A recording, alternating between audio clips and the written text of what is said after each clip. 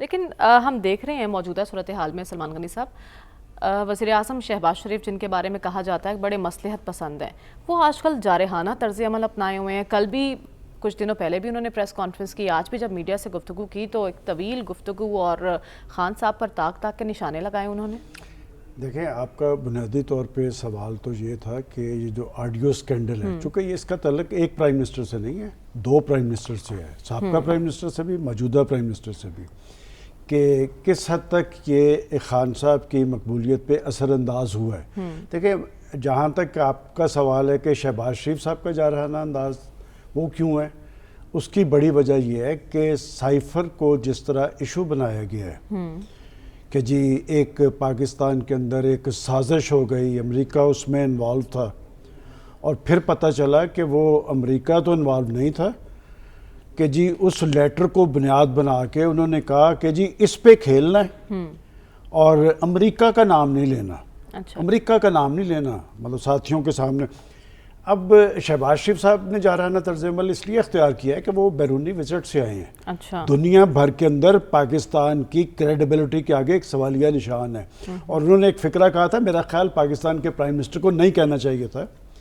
کہ اس ساری صورتحال کے بعد جو ایکس پرائم منسٹر کی وجہ سے پیدا ہوئی ہے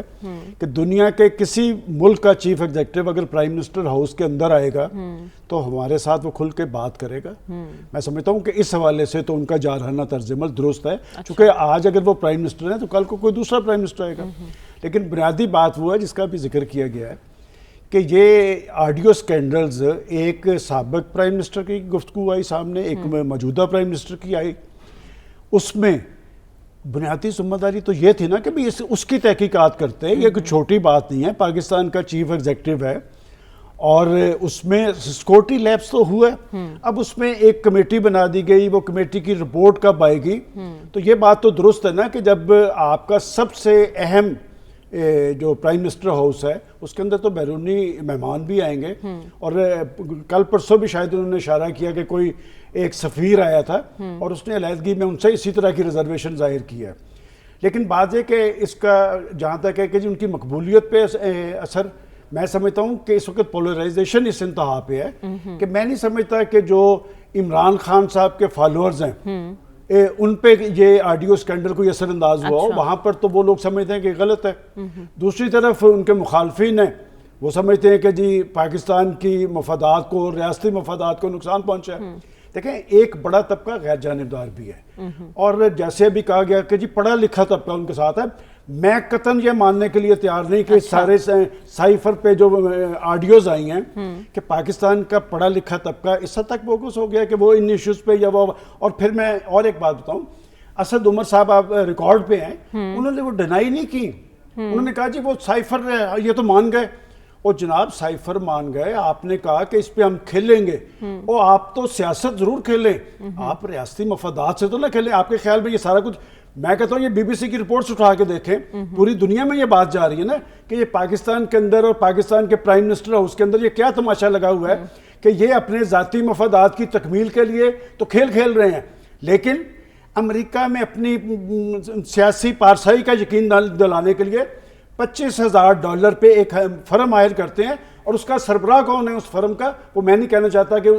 پاکستان کے حوالے سے اس کے تحفظات کیا تھے اور ہمارے اٹامک کے حوالے سے وہ کیا کہتا رہا ہے۔ میں سمجھتا ہوں کہ آڈیو سکینڈل، اگر پاکستان کے اندر جمہوری سسٹم چلنا ہے تو چیف ایگزیکٹو کے آفس کی بھی ایک اہمیت ہے، ایک حیثیت ہے، اس کی تحقیقات سامنے آنی چاہیے۔ اور دوسری بات، اس کے سیاسی اثرات کیا ہوں گے۔ دیکھیں،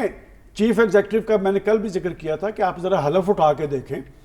اس حلف میں کہ ہم پاکستان کے مفادات کو مقدم رکھیں گے، میں یہ سوال اٹھا رہا ہوں کہ جی کیا انہوں نے پاکستان کے مفادات کو مقدم رکھا؟ وہ کس کو کہہ رہے تھے کہ جی ہم نے اس پہ کھیلنا ہے؟ یہ کوئی چھوٹی بات نہیں ہے، کھیلنا بھی کس سے کھیلنا ہے، ملک سے کھیلنا ہے، قوم سے کھیلنا ہے، ریاست سے کھیلنا ہے، مفادات سے کھیلنا ہے۔ لیکن اس کے بعد جو ایک نئی آڈیو ہے، یہ ڈنائل نہیں ہے۔ آپ کو یاد ہوگا کہ فواد چودھری نے پہلے روز کہا تھا، اسد عمر نے کہا تھا کہ جی یہ مان گئے۔ اب جو آیا ہے کہ میں پھر حوالہ دوں گا 30 اکتوبر 2011 کا کہ بنارے پاکستان پہ کہ میں اپنی قوم سے سچ بولوں گا. جناب پاکستانی لوگوں نے آپ کو قبول کیا تھا. مریم میں اسی جگہ پہ بیٹھ کے جس دن وہ جلسہ ہوا تھا تو ہم 100% ان کی سیاست کو اپریشیٹ کر رہے تھے کہ ایک شخص نے کہا ہے کہ ہم پاکستان کے اندر سیاسی تبدیلی لائیں گے. بھائی اگر وہی جو خرید و فروخت ہارس ٹریڈنگ میں آپ انوالو ہیں کہ جی 5 میں خرید لیے ہیں, اور ایک اور میں نقطہ ذرا بتاؤں کہ 5 وہ لے دیں گے, وہ کون ہے؟ دیکھیں جن کے بارے میں سمجھا جا رہا ہے نا یہ وہ نہیں ہے. اچھا, کیونکہ وہ خرید کے نہیں دیتے, اچھا, خرید کے دینے والا کوئی اور ہوتا ہے. تو یہ چیزیں بھی اب کھل کے سامنے آنی چاہیے کہ 5 خریدے کون سے گئے تھے اور خرید کے دینے والا کون تھا. دیکھیں جب تک آپ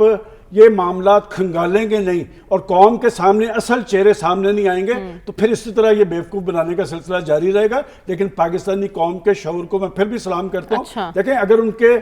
فالوورز, میں نے جیسے پہلے کہا کہ شاید ان آڈیو سکینڈلز کے ان پہ اثرات نہ ہوں, لیکن پاکستان کے پڑھے لکھے طبقے کا اتنا استحصال نہ کیا جائے کہ وہ بھی آنکھیں بند کر کے جناب ان ساری چیزوں کو اپریشیٹ کریں گے. ایسی بات نہیں.